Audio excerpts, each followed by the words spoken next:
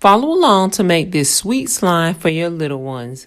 To make this slime, you need Elmer's washable clear glue, water, baking powder, saline solution, borax, glitter, bowls, and a mixer.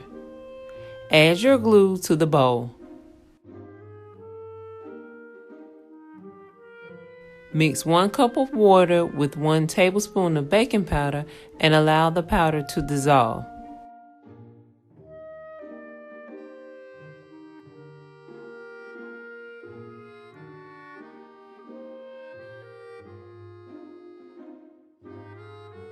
Stir this mixture into the bowl, making sure to mix it well.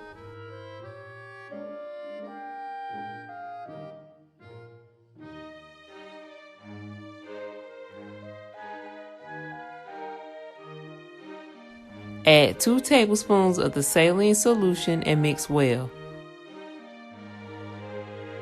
Add a small amount of borax and mix.